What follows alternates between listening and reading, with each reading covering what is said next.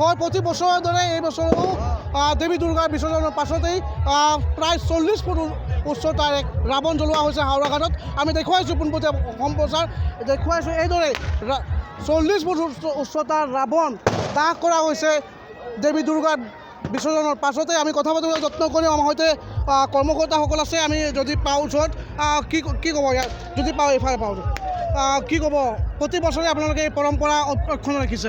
আচলতে অসুৱা অমংগল দূৰ হওক বুলি ৰাৱণৰ প্ৰতিকৃতি দাহ কৰা, কিন্তু সমাজত দিনক দিনে দেখোন অসুৱা অমংগলবোৰ বাঢ়িয়ে গৈছে।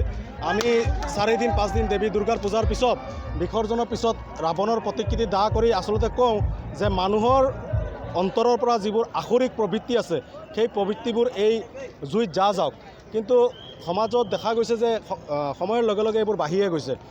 যি কি নহওক সকলোৱে শাৰদ সম্ভাষণ জ্ঞাপন কৰিছোঁ, বিজয়া দশমীৰ ওলগ জনাইছোঁ, লগতে ND24ক মই ধন্যবাদ জ্ঞাপন কৰিছোঁ। আপোনালোকে ধাৰাবাহিকভাৱে আমাৰ পূজাবাৰীৰ বাতৰিসমূহ সম্প্ৰচাৰ কৰি আছে বিগত বহু বছৰৰ পৰা।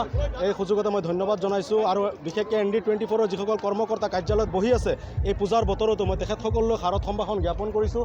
আৰু ৰাৱণৰ প্ৰতিকৃতি দাহ এয়া হাওৰাঘাট নগৰ সাৰ্বজনীন পূজাবাৰী পৰিচালনা সমিতিৰ এটি গুৰুত্বপূৰ্ণ কাৰ্যসূচী। আমাৰ পৰম্পৰা বিগত 1977 চনৰ পৰা এই পৰম্পৰা চলি আহিছে আৰু আজিও সেই পৰম্পৰা ৰক্ষা কৰি আমি ৰাৱণৰ প্ৰতিকৃতি দাহ কৰিছোঁ।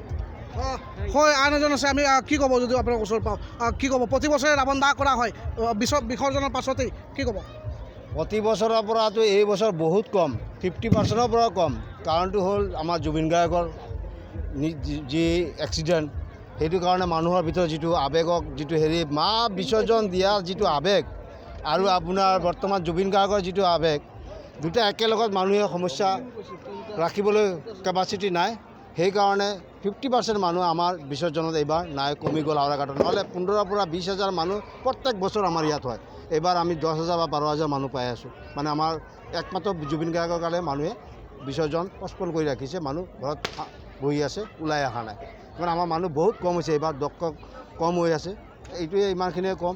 সেইটো কাৰণে আমাৰো মনমাত্ৰ যে এনেকুৱা সময়ত আমিও দেৱী বিসৰ্জন দিব লগা হৈছে, য'ত আমাৰ অসমৰ জুবিন গাৰ্গক লৈ আমি চিন্তিত। হয়, নিশ্চয়কৈ দেখা গৈছে প্ৰতি বছৰে হাওৰাঘাট এই অঞ্চলতে এই ঘাটতে দেৱী বিসৰ্জনৰ পাছতেই দেৱী দুৰ্গাৰ বিসৰ্জনৰ পাছতেই এইদৰে ৰাৱণ দাহ কাৰ্যসূচী প্ৰতি বছৰে লোৱা হয়। কেমেৰাত অমৰ সৈতে মই গৌতম চন্দ্ৰ, ND24 হাওৰাঘাট।